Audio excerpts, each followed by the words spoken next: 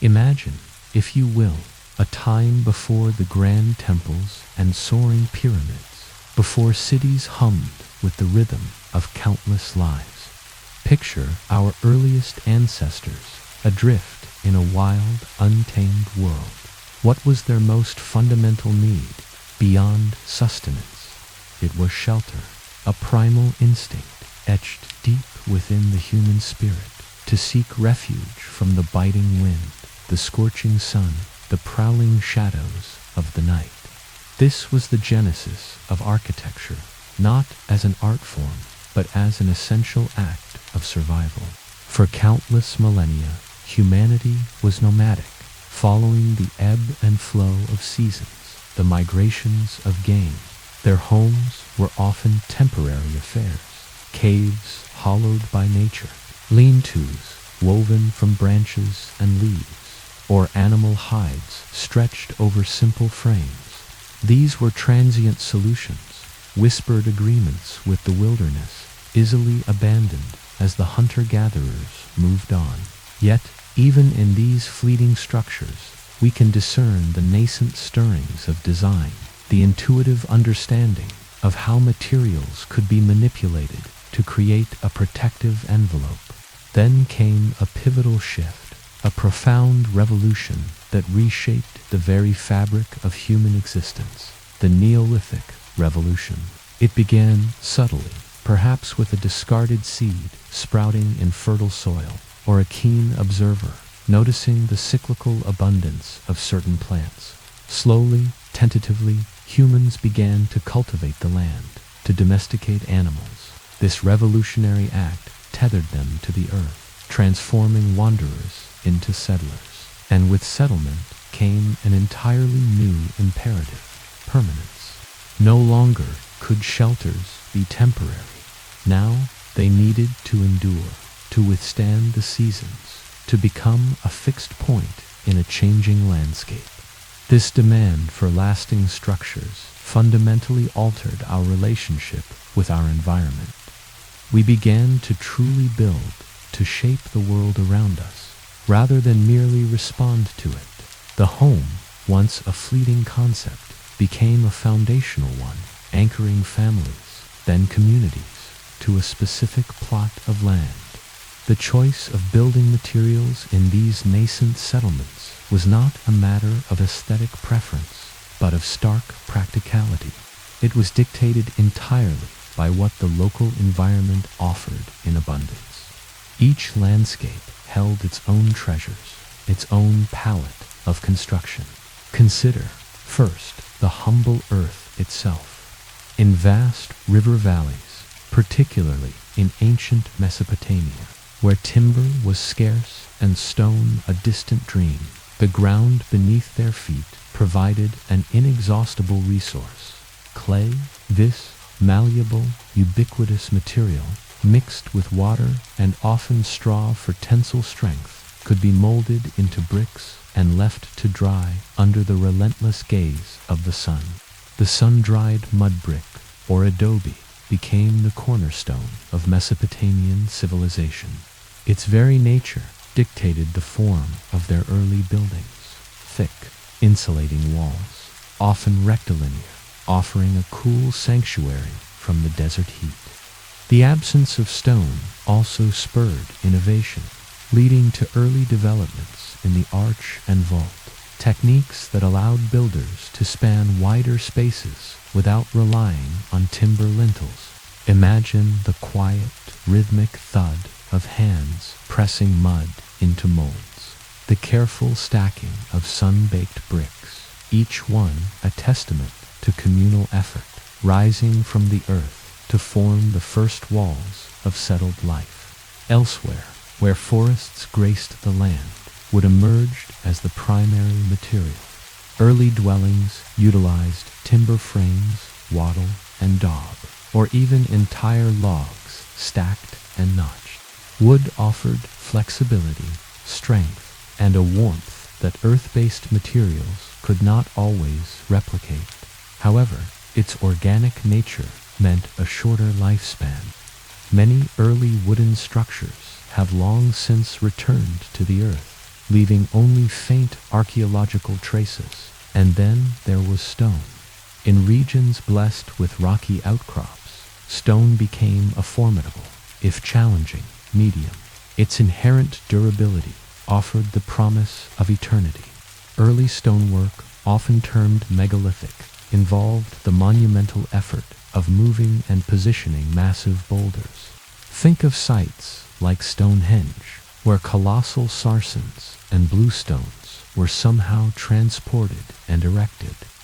A testament not just to engineering prowess, but to an emerging collective will and perhaps a deep spiritual connection to the land and sky. While not truly buildings in the sense of enclosed spaces, these stone arrangements signify a profound leap in human organization and the desire to leave an indelible mark on the landscape, to align earthly endeavors with cosmic cycles. The sheer, patient effort involved in splitting, shaping, and maneuvering these immense stones speaks volumes about the burgeoning capabilities of early communities. As these materials were chosen, so too were basic building techniques developed. Simple stacking and piling were rudimentary but effective for walls. Weaving created flexible, lightweight structures, and the shaping of mud or stone allowed for more refined forms. These early techniques, born of necessity and ingenuity, were passed down through generations, becoming the first architectural wisdom. With the advent of stable housing came the emergence of early settlements, seeds from which future cities would grow. These weren't yet the sprawling metropolises we associate with later empires, but rather close-knit communities, bound by shared spaces and common endeavors. Take, for instance, Jericho in the Jordan Valley, one of the oldest continuously inhabited settlements in the world. Dating back perhaps 10,000 years, its early inhabitants constructed robust defensive walls made of stone, towering and impressive for their time. These walls were not merely barriers, they were declarations, marking territory, asserting communal identity, and symbolizing the collective effort required to thrive in a challenging world. Imagine the feeling of security and belonging these walls must have instilled in those early inhabitants, the quiet confidence they offered against the unknown. Or consider Cataluk in Anatolia, a sprawling Neolithic settlement that flourished around 7500 BC here. Homes were built from mud brick, tightly clustered together, with no streets or pathways between them. Access was from the rooftops, via ladders that descended into the dwellings. This unique layout speaks to a fascinating social structure, perhaps emphasizing internal community over external interaction. A quiet, almost introverted urbanism, it suggests a deeply interconnected way of life, where the roof served as a communal pathway and gathering space, a shared sky ground connecting all homes. The very fabric of the settlement was a single, continuous, breathing entity. And then, returning to the Fertile Crescent, we find sites like Eridu in Mesopotamia, often cited as one of the earliest true cities. Here, simple reed huts eventually gave way to more substantial mud brick structures, including what are believed to be some of the earliest temples. These weren't just homes for people, but homes for the sacred, for the deities who were believed to govern the forces of nature. The continuous rebuilding of these temples on the same spot, layer upon layer of mud brick, created a rising mound, a tell, which literally elevated the sacred space above the mundane. Each new iteration built upon the foundations of the last, a silent testament to enduring belief and a growing sense of community identity, centered around a shared spiritual life. The consistent use of mud brick in Eridu shaped a particular architectural aesthetic, thick, solid walls, often adorned with simple niches and pilasters, creating a sense of quiet grandeur from an unassuming material. The role of the environment in material and technique selection cannot be overstated. In Mesopotamia, the flat, alluvial plains, devoid of significant stone quarries or dense forests, naturally led to a mastery of mud brick. This material, though seemingly humble, proved remarkably versatile, allowing for the construction of everything from simple homes to elaborate ziggurats, all imbued with the earthy tones of their origin. In contrast, the geology of ancient Egypt, with its readily accessible limestone, sandstone, and granite quarries along the Nile, pointed towards a different destiny. While early Egyptian homes were also mud brick, their monumental architecture, their lasting legacy, would be carved from stone, reflecting both the material's availability and a deep desire for structures that would endure for eternity. Thus, from the fundamental need for shelter, from the turning point of the Neolithic Revolution, and from the ingenious use of local resources, the first whispers of architecture began to resonate across the ancient world. It was a slow, deliberate evolution, born of necessity, shaped by environment, and driven by the burgeoning human spirit that sought not just to survive, but to create a lasting place in the world. These early structures, though often long dissolved back into the earth, laid the quiet, essential groundwork for all the monumental achievements that would follow, each one a silent echo of our ancestors' earliest dreams of home. As our ancient ancestors moved from simple shelters to settled communities, a profound shift began to occur, not just in how they built, but why. The fundamental need for survival, while always present, began to intertwine with grander aspirations, a desire to connect with the divine, to assert authority, and to immortalize their leaders and beliefs. This was the dawn of monumental architecture, structures of immense scale and complexity, designed not merely for dwelling, but for declaring.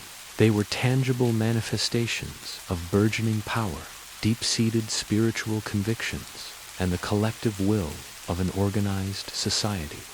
The emergence of monumental architecture marks a crucial point in the history of civilization. It signals a society with surplus resources, specialized labor, and a unified vision, often guided by powerful religious figures or absolute rulers. These structures were not just buildings. They were cosmic diagrams, political statements, and enduring symbols of their creators' ambitions. Nowhere is this more evident than in the rise of sacred buildings, the temples that served as the earthly dwelling places for gods and the focal points of communal worship. In ancient Mesopotamia, where the earliest cities coalesced around powerful priestly classes, the temple was often the literal and metaphorical center of urban life. From the modest shrines of Eridu, which we touched upon, these sacred spaces evolved into the colossal structures known as ziggurats. Imagine, for a moment, the vast, flat plains of Sumer and Akkad, broken only by the occasional oasis or river. Against this horizon, the ziggurat would have risen like an artificial mountain, a terraced pyramid of mud brick, its summit reaching towards the heavens. The ziggurat of Ur, dedicated to the moon god Nana, stands as a prime example. Its massive base, made of solid mud brick, supported ascending stages, each smaller than the last, culminating in a shrine at the very top. While its core was sun-dried mud brick, the exterior was often faced with baked bricks, a more durable and weather-resistant material, cemented with bitumen. The construction of these colossal structures required not only vast amounts of labor, but also sophisticated planning and management. They were expressions of profound piety, an attempt to bridge the gap between the mortal and the divine, to literally elevate the offerings and prayers of the people closer to the gods in the sky. The very act of building them was a religious devotion, a communal effort to secure divine favor and prosperity for the city. From the quiet streets below, the ziggurat would have dominated the skyline, a constant reminder of the god's presence and power. Across the desert, along the life-giving Nile, ancient Egypt developed its own distinct, monumental architectural language, driven by a different, yet equally powerful, spiritual vision, the promise of eternal life and the deification of their pharaohs. While Mesopotamian temples sought to elevate the living to the gods, Egyptian temples, especially the mortuary temples and tomb complexes, were built to facilitate the pharaoh's journey into the afterlife and ensure his eternal well-being, thus securing the prosperity of Egypt itself. Unlike the mud brick dominant in Mesopotamia, Egyptian monumental architecture was a testament to the mastery of stone. Massive blocks of limestone, sandstone, and even granite were quarried, transported, and meticulously carved and fitted without mortar. Think of the grand processional axes, the towering pylons adorned with colossal reliefs, the hypostyle halls filled with forests of massive columns, each one carved with hieroglyphs and vibrant paintings depicting offerings to the gods or the pharaoh's triumphs. The Karnak temple complex, for instance, evolved over to millennia, becoming a sprawling testament to the might of successive pharaohs and their devotion to Amun-Re. Its sheer scale, its deliberate sense of awe, and its intricate symbolism were designed to humble the worshipper and elevate the divine. The deliberate darkness within its inner sanctuaries, contrasted with the dazzling light of its outer courts, created a powerful sensory experience, guiding the supplicant deeper into the mystery of the divine presence. Beyond temples, the ultimate expression of Egyptian power and belief lay in their colossal tombs, the pyramids. From the earliest mastabas to the step pyramid of Djoser at Saqqara, often considered the first true stone building of its size.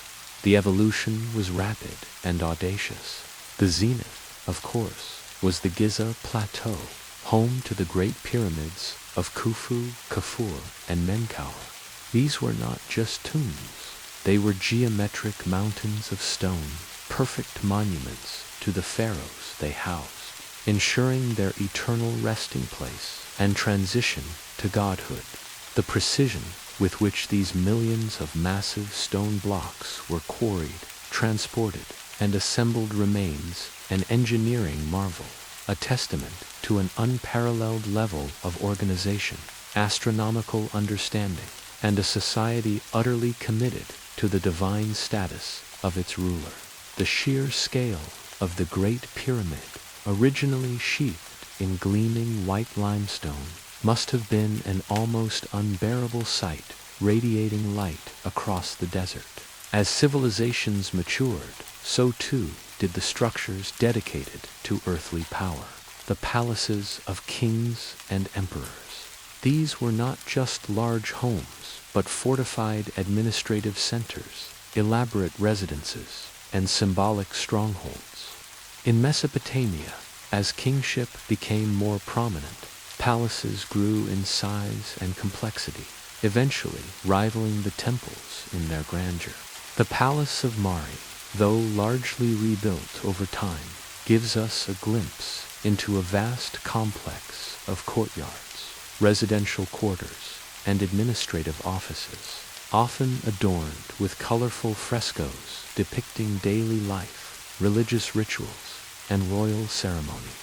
Later Assyrian palaces, like those at Nimrod or Khorsabad, were fortified citadels, massive and intimidating. entered through monumental gates flanked by winged bullmen that fused human, animal, and divine forms, embodying protective power and awe-inspiring majesty. These palaces were designed to project absolute authority, to impress and intimidate, to house the machinery of empire, and to showcase the wealth and might of the ruler. Further afield, the Mycenaean civilization in ancient Greece, preceding the classical era, developed a form of defensive architecture known as Cyclopean masonry. Legend had it that only the mythical Cyclops could have moved such enormous, irregularly shaped stones.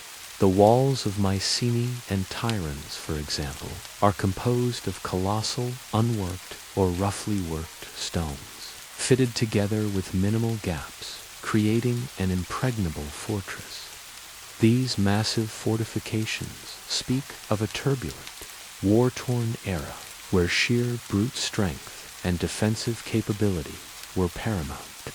The Greeks, though, would later refine stone construction to an unprecedented level of aesthetic perfection in their classical temples. Unlike the enclosed, often dark sanctuaries of Egypt or Mesopotamia, Greek temples, like the Parthenon on the Athenian Acropolis, dedicated to the goddess Athena, emphasized external beauty, harmonious proportions, and a dynamic relationship with the surrounding landscape, built entirely of marble, employing sophisticated optical refinements to correct for visual distortions. These temples embodied the Greek ideals of balance, order, and human reason. The Doric, Ionic, and later Corinthian orders of columns, each with its distinct capital and proportions, became universal symbols of classical architecture, influencing Western design for millennia.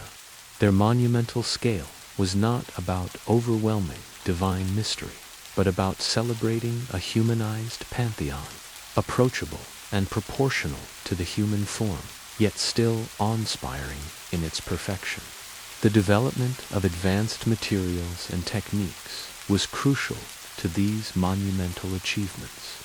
In Mesopotamia, while sun-dried brick was fundamental, the use of baked brick became increasingly important for durability, especially in foundations, defensive walls, and intricate decorative elements like the Ishtar Gate of Babylon.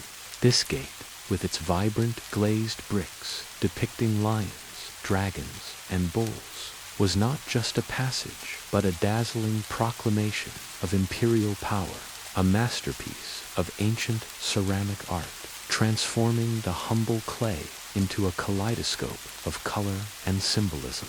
Early Mesopotamian builders also pioneered the true arch and barrel vault, crucial innovations that allowed them to create wider openings and cover larger spaces without relying on timber, which was scarce. These forms, developed out of necessity with their primary material, would later be refined and adopted by subsequent civilizations, including the Romans.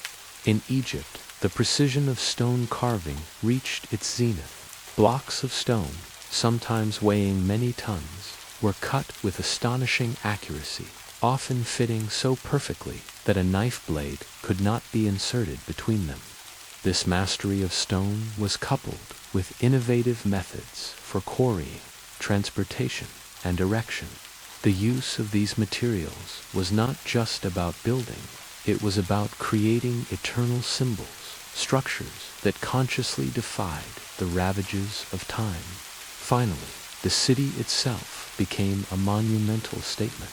Defensive walls and gates were not merely functional barriers, but symbols of power, wealth, and communal identity. The walls of Uruk, stretching for miles, enclosing a vast urban area, were a testament to the city's might and the coordination of its populace. The Great Walls of Babylon, described by Herodotus as wide enough for chariots to turn around on top, spoke of unparalleled defense and imperial arrogance. These were the boundaries that defined civilization against the wild, the visible demarcation between order and chaos, safety and danger. In these monumental structures, whether sacred temples, imposing palaces, or formidable city walls, we see the very aspirations of ancient civilizations writ large. They embody the profound human desire to transcend the fleeting nature of individual life, to connect with the cosmos, to establish order, and to leave an enduring mark upon the earth. They stand as silent, yet eloquent, witnesses to the power of belief, the ambition of rulers, and the extraordinary ingenuity of ancient hands working together towards a shared, towering vision. If monumental architecture speaks of humanity's grandest aspirations, then the city itself is the beating heart of civilization, a vast, intricate tapestry woven from countless individual lives. It is within these urban centers that the complexities of society truly took root. Trade flourished, ideas exchanged, innovations sparked, and diverse peoples learned to live together, often in remarkably close quarters.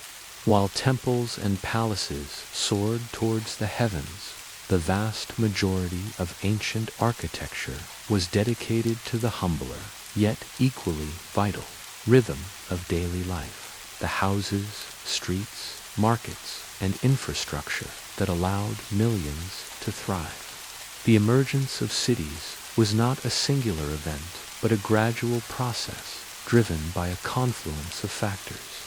Agricultural surpluses allowed populations to grow beyond subsistence levels, freeing some individuals from farming to specialize in crafts, trade, or administration.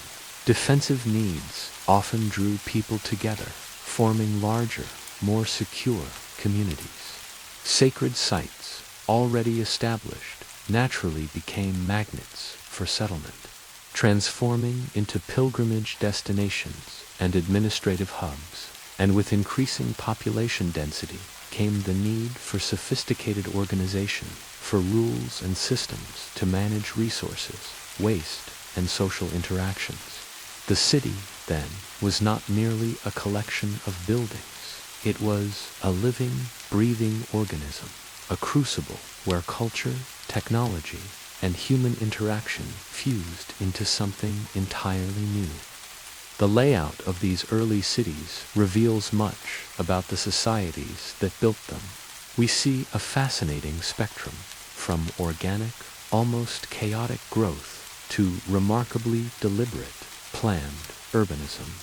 In early Mesopotamia, cities often grew organically around their sacred centers, the ziggurats and temple precincts. Imagine the bustling city of Ur, for instance, or Babylon. As populations expanded, new houses were built wherever space allowed, resulting in a dense, irregular network of winding, narrow streets and cul-de-sacs.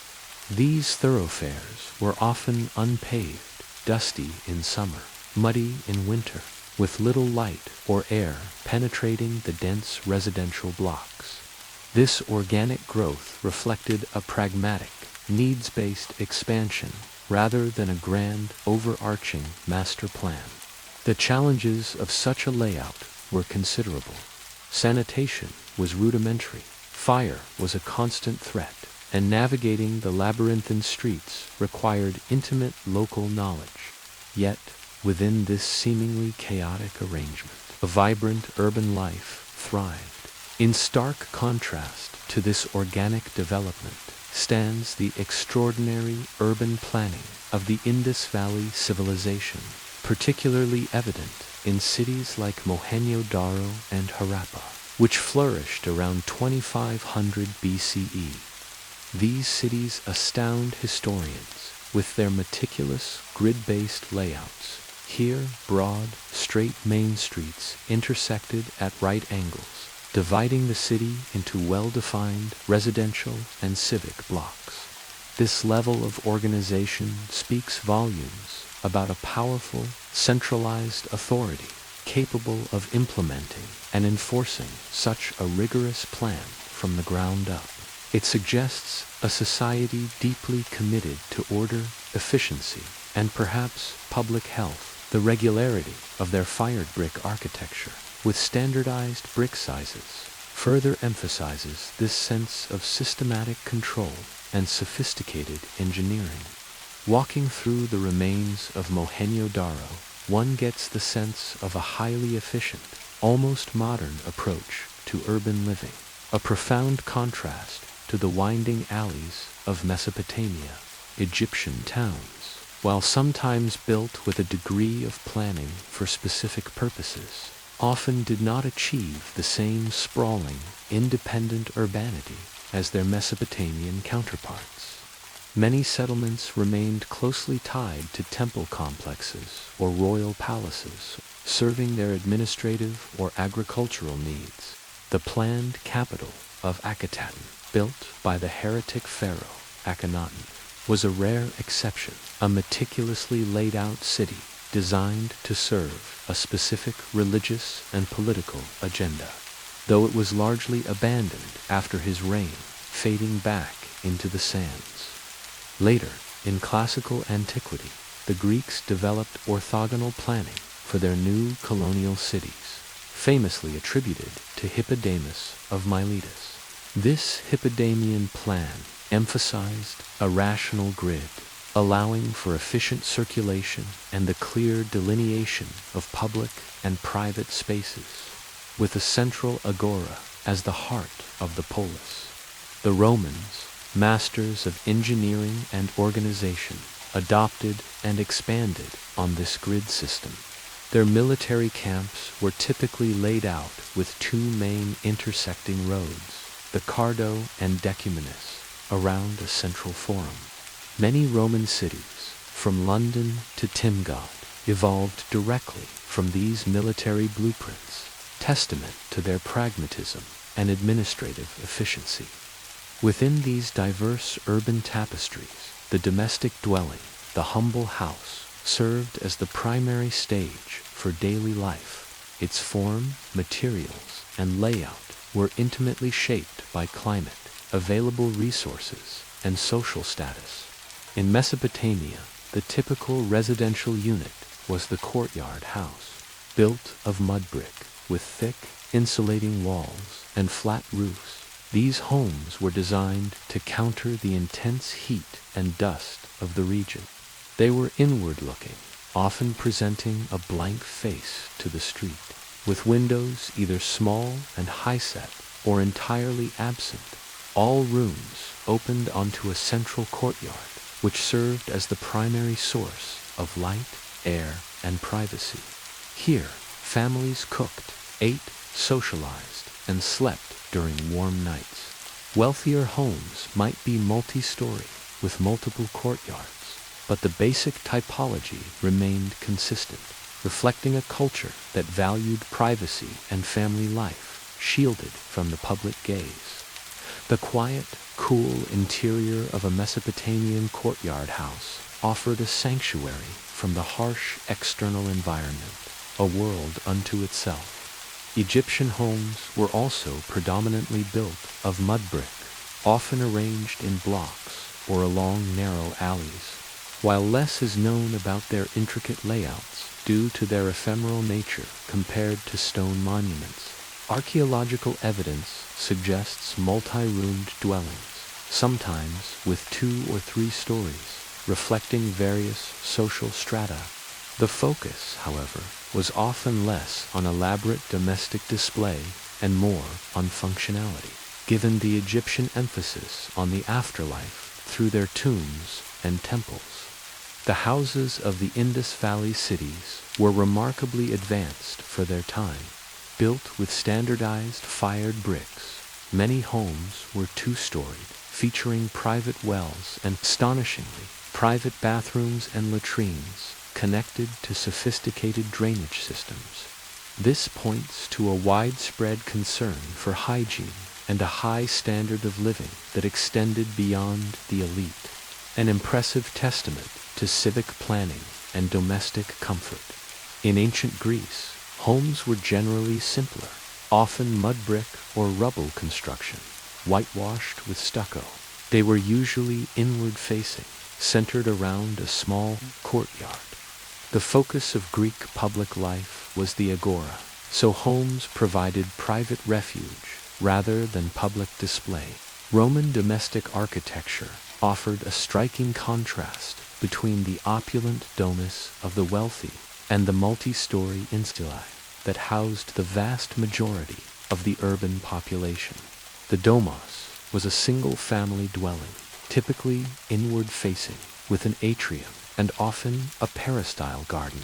These homes were lavishly decorated with frescoes, mosaics, and sculptures, reflecting the owner's status and wealth. Insulae, on the other hand, were Rome's solution to extreme population density.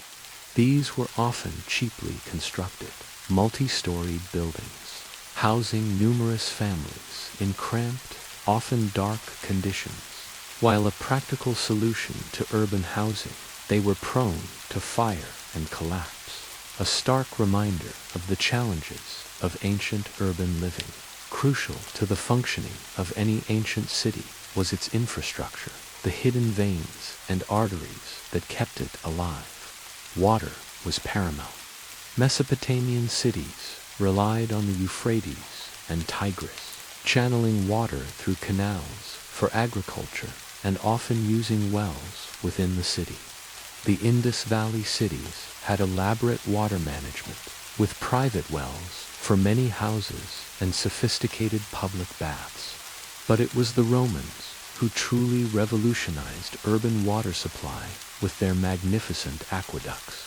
These engineering marvels, some stretching for tens of miles, brought fresh water from distant sources directly into the cities, feeding public fountains, private homes, and, most famously, the colossal public baths. Sanitation was another pressing concern. While early cities had rudimentary street drainage, the Indus Valley civilization again stands out with its meticulously engineered underground drainage systems, channeling wastewater and sewage away from residential areas. Rome's Cloaca Maxima, the Great Sewer, was an enormous engineering feat, an extensive network of drains that carried waste from the city center to the Tiber River, contributing significantly to public health. Public latrines, sometimes lavishly decorated, also became a feature of Roman urban life, spaces for both necessity and social interaction. Roads within cities, too, varied greatly. Early Mesopotamian cities had unpaved, winding paths. Indus cities featured wide, paved thoroughfares, designed for ease of movement. The Romans, famous for their vast empire-spanning road network, also built robust paved roads within their cities, complete with sidewalks and sometimes even traffic regulations. These roads were vital for trade, military movement, and the daily circulation of goods and people, embodying the Roman commitment to order and efficiency. Finally, ancient cities were defined by their public spaces, areas where communal life unfolded beyond the confines of the private home. In Mesopotamia, the temple precinct often served as a de facto public square, a gathering place for religious festivals and civic announcements. In the Indus Valley, the Great Bath at Mohenjo-Daro, a large, well-constructed tank, likely served a ritualistic purpose, but was certainly a significant public structure. The Greeks, with their emphasis on democratic participation, elevated the agora to the central public space, where citizens debated politics, conducted business, and socialized. In Rome, the Forum was the vibrant heart of the city, a multi-purpose civic center surrounded by temples, basilicas, and shops. Beyond the Forum, Roman cities boasted theaters for drama, amphitheaters for spectacles like gladiatorial contests, and the ubiquitous public baths, not just for hygiene, but for social interaction, exercise, and intellectual discourse. These public spaces reflected the communal values and civic life of each civilization, providing arenas for collective identity and shared experiences. Thus, the architecture of cities, from the humble dwelling to the grand public square, provides a rich, tangible record of how ancient civilizations organized themselves, adapted to their environments, and conducted the intricate dance of daily life. It is in these quiet, enduring structures that we find the true heart of these ancient worlds, humming with the echoes of countless human stories.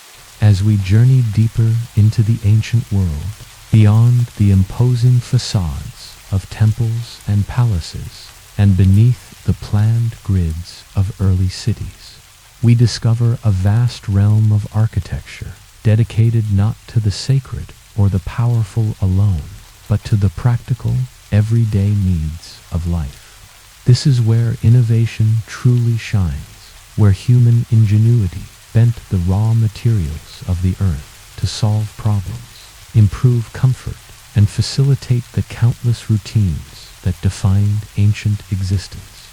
Architecture, in this light, becomes a dynamic partner in daily life, shaping it as much as it is shaped by it.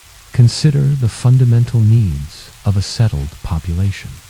Beyond simply a roof overhead, people required systems for food storage, places for commerce, venues for production, and communal spaces for hygiene and leisure. These functional buildings, though often less glamorous than their monumental counterparts, were the very sinews of ancient society, enabling the complex machinery of civilization to operate smoothly. Food security, for instance, was paramount. Societies that could reliably store agricultural surpluses were more resilient to famine and could support larger extant non-agricultural populations. This led to the development of sophisticated storage facilities, granaries, and silos. In ancient Egypt, massive mud brick granaries, often conical or beehive-shaped, dotted the landscape, meticulously managed by scribes. Their design, with raised floors to prevent dampness and well-ventilated structures, was essential for preserving grains for years, a literal foundation of the pharaoh's power and the people's well-being.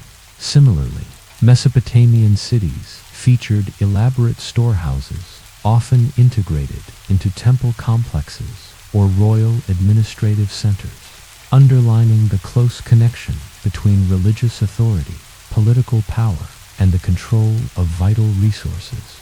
The engineering of these seemingly simple structures required knowledge of ventilation, pest control, and structural stability, essential, yet often overlooked, architectural challenges. Beyond storing food, goods needed to be produced and exchanged. Workshops, smithies, potteries, and weavers' quarters were integral parts of ancient cities, while often integrated into domestic dwellings. Dedicated workshops emerged, sometimes clustered together in specific urban districts, reflecting the specialization of labor. Markets, too, were essential functional spaces. Whether open squares or covered structures, they were the vibrant hubs of economic activity, where farmers brought their produce, artisans sold their wares, and citizens haggled over prices and exchanged news. The Roman Macelum, a covered market hall, or the bustling porticos lined with shops in a Greek agora, illustrate how architecture facilitated commerce, becoming the very stage for daily transactions and social interactions.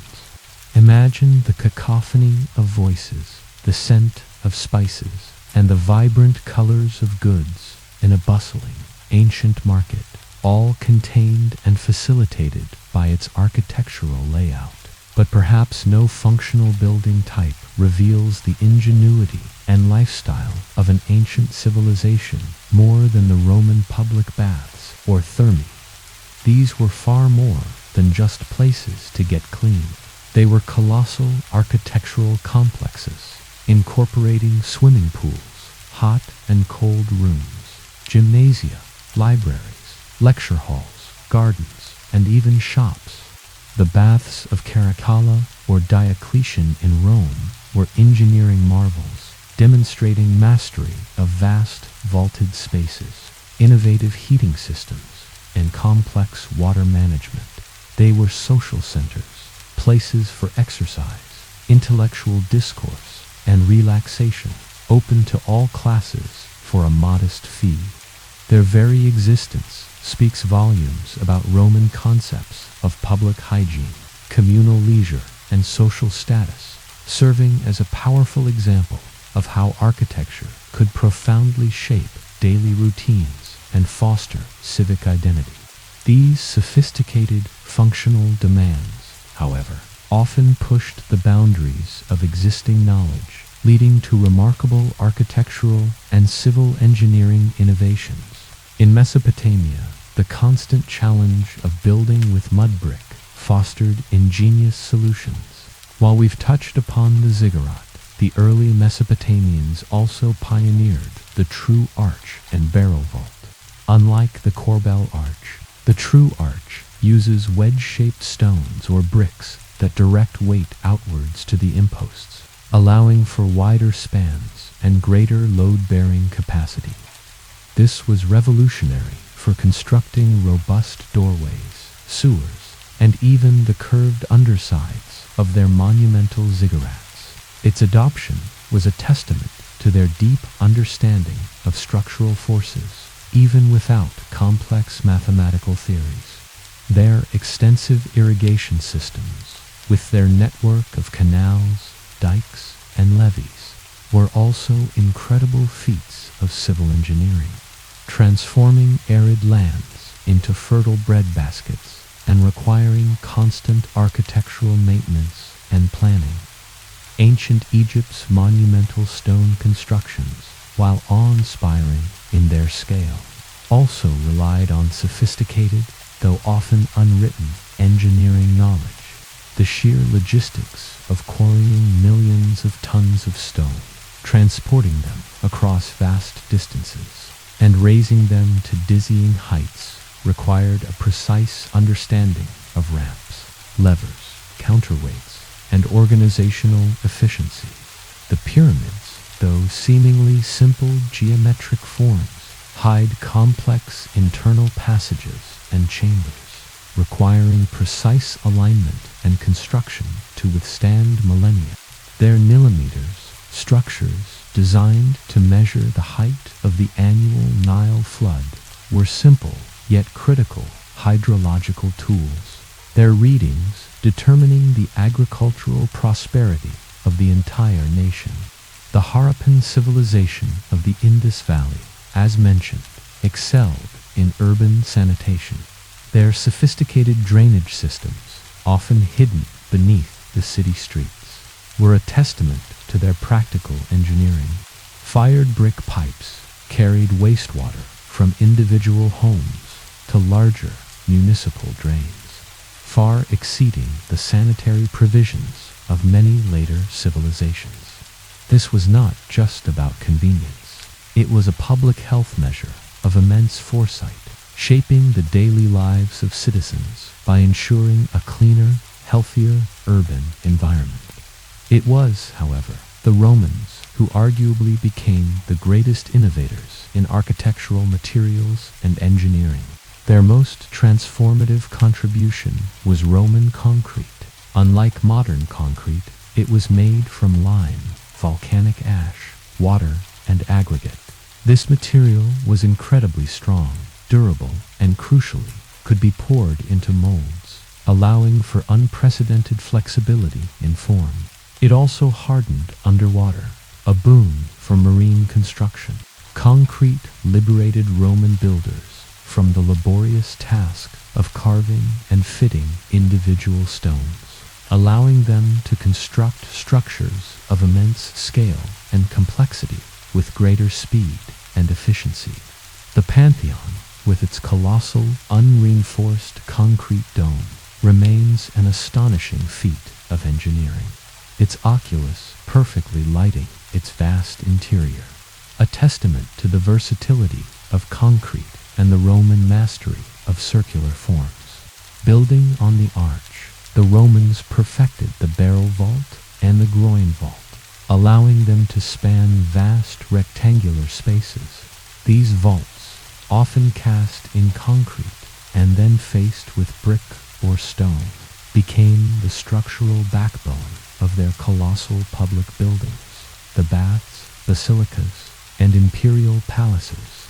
These innovations allowed them to create expansive interior spaces that earlier stone-based construction methods simply could not achieve. Their magnificent aqueducts, some stretching over 50 miles, were not only visually stunning but engineering masterpieces, relying on precise gradient calculations, multiple arches, and tunnels to transport fresh water to their sprawling cities, transforming urban life by providing unprecedented access to clean water for drinking, sanitation, and recreation. Meanwhile, across oceans, the Mayan civilization in Mesoamerica developed their own unique architectural solutions in a challenging jungle environment. While they did not discover the true arch, they mastered the corbel arch, where stones are progressively offset inward until they meet at the top, creating a pointed arch.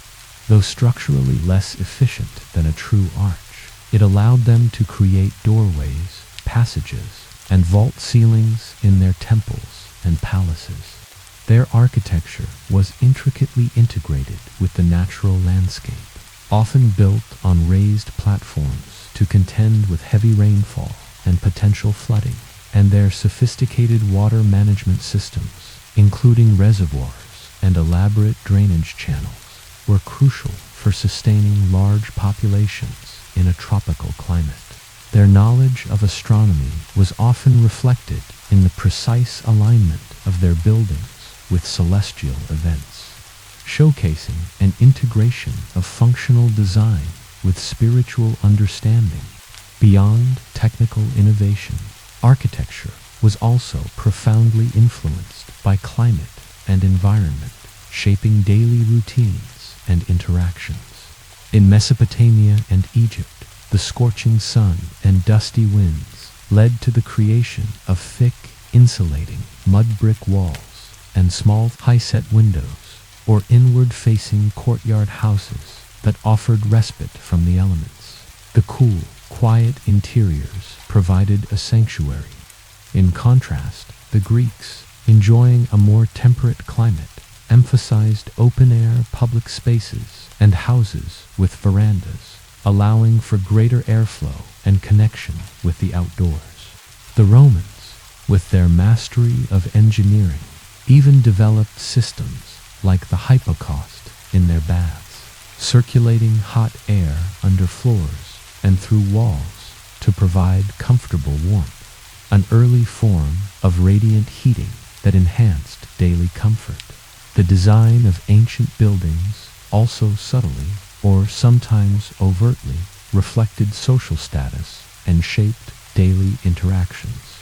The opulent villas of Roman patricians, with their multiple wings, gardens, and elaborate reception rooms, were designed to facilitate the client-patron relationship, allowing the head of the household to conduct business and display his wealth. In contrast, the cramped insulae reflected the struggles of the urban poor. Markets facilitated a democratic form of commerce, where individuals from all walks of life interacted. The design of public baths fostered a unique blend of physical activity and social interaction, leveling distinctions to some degree within their communal spaces. Even the layout of a simple Mesopotamian courtyard house, with its emphasis on privacy and internal family life, speaks volumes about domestic rituals and social norms. Thus, from the humble granary that ensured survival to the sophisticated aqueduct that brought life-sustaining water to the grand public baths that cemented social bonds, ancient architecture was deeply embedded in the practical realities of daily life. It was a testament to continuous innovation, born of necessity and shaped by environment, constantly evolving to meet the complex and ever-changing demands of human civilization.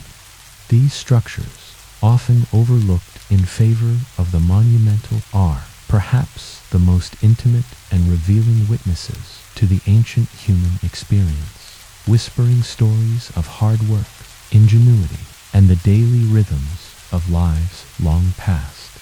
As we draw to the close of our journey through the silent, enduring forms of ancient architecture, we must confront a poignant truth that time, the ultimate architect, also holds the power to unravel and reclaim. Why do so many ancient structures lie in ruins or vanish entirely beneath the sands of ages? The answers are as varied as the civilizations themselves. A complex interplay of natural forces, human conflict, and the inevitable entropy of all things built. Yet, even in their destruction, these remnants whisper profound lessons, guiding us to their rediscovery and shaping the very foundations of our modern built world. One of the most significant factors in the survival of ancient architecture lies in the materials chosen.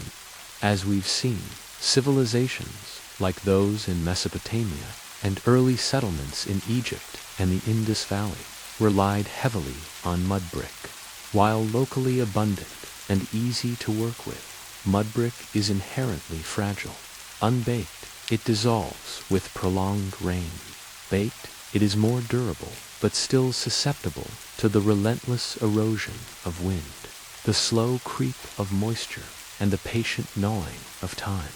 Without continuous maintenance and repair, mud brick structures simply return to the earth from which they came, gradually crumbling into shapeless mounds. This is precisely why many Mesopotamian cities now exist as tells, artificial hills formed by millennia of successive generations, building new mud brick structures directly on top of the decaying remains of the old. Each layer a new city, silently burying its predecessor, until only a gentle rise on the landscape marks what was once a bustling metropolis. The quiet dignity of these tells holds stories, layers upon layers, waiting for the patient hand of the archaeologist. Natural disasters also played their part, reshaping ancient landscapes and erasing civilizations from the surface. Earthquakes, a constant threat in many seismically active regions like Greece, Italy, and parts of Mesoamerica, could topple even the most robust stone structures, turning grand temples into piles of rubble. Floods, particularly in riverine civilizations like Mesopotamia, could inundate cities, weakening foundations and dissolving mud brick walls. The most dramatic natural catastrophe to impact architecture was, of course, volcanic eruption.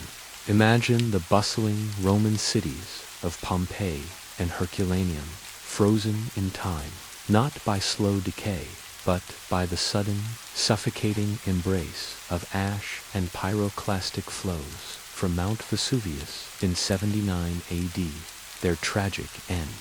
However, granted us an unparalleled snapshot of Roman daily life and architecture, preserved almost perfectly beneath layers of volcanic debris, a poignant reminder of nature's indiscriminate power. Human conflict, too, has been a relentless agent of destruction. Empires rose and fell, and with each conquest, the architectural legacies of the vanquished often suffered. The deliberate burning of cities, the systematic dismantling of temples, and the looting of valuable materials were common practices in ancient warfare. The Roman destruction of Carthage left barely a trace.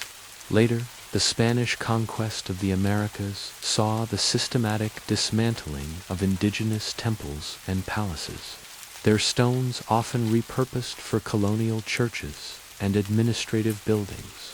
This act of architectural usurpation was a deliberate assertion of dominance, a symbolic erasure of the old order.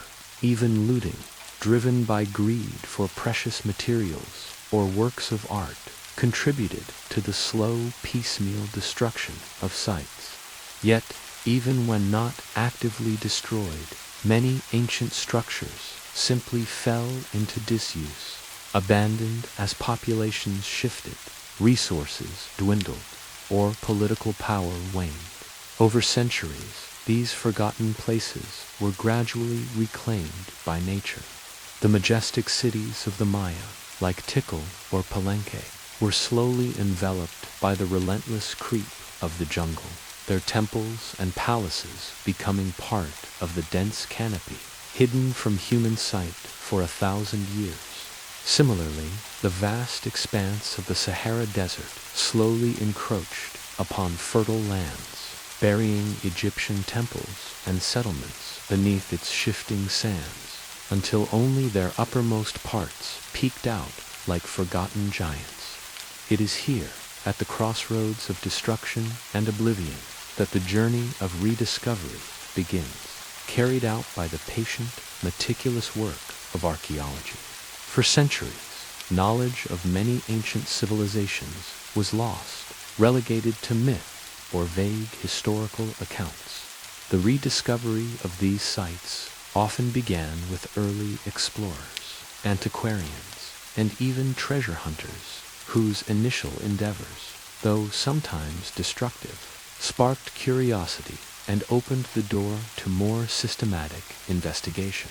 The decipherment of Egyptian hieroglyphs following the unearthing of Tutankhamun's tomb in 1922, with its unparalleled treasures, captured the world's imagination, revealing the breathtaking artistry and beliefs of a civilization thought long silent. The sense of stepping back into time, into a perfectly preserved moment from 3 millennia ago, was electrifying. Through arduous digging, they unearthed colossal Lamassu and the remains of Assyrian palaces, sending artifacts back to European museums and providing the first tangible evidence of these fabled empires. Later, Robert Coldewey's methodical excavations at Babylon in the early 20th century meticulously uncovered the Ishtar Gate and the processional way, revealing the true scale and splendor of Nebuchadnezzar's capital.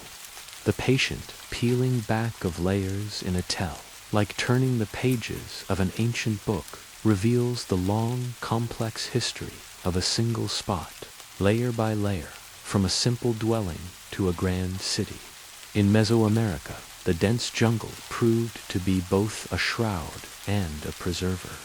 In the mid-19th century, the American traveler John Lloyd Stephens and the British artist Frederick Catherwood ventured deep into the jungles of Central America, documenting forgotten Mayan cities like Palenque.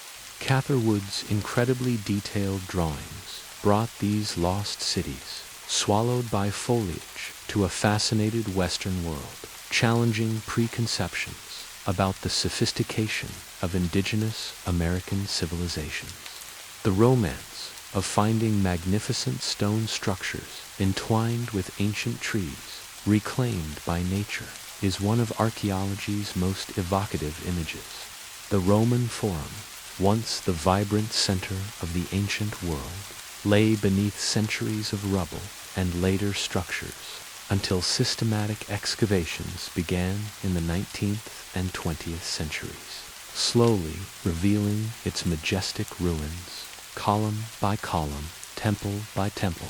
Pompeii's rediscovery in the 18th century sparked early, less scientific excavations, but eventually led to meticulous archaeological practices that have preserved the city for modern understanding. Today, archaeology has evolved into a highly scientific discipline. Remote sensing technologies like LiDAR can pierce through dense jungle canopies to reveal hidden urban landscapes without a single shovel stroke. Meticulous stratigraphy helps establish precise timelines, and digital reconstruction brings lost buildings back to virtual life. Documentation and conservation are paramount, battling against the relentless forces of time, climate change, encroaching urbanization, and sadly, ongoing conflict and looting.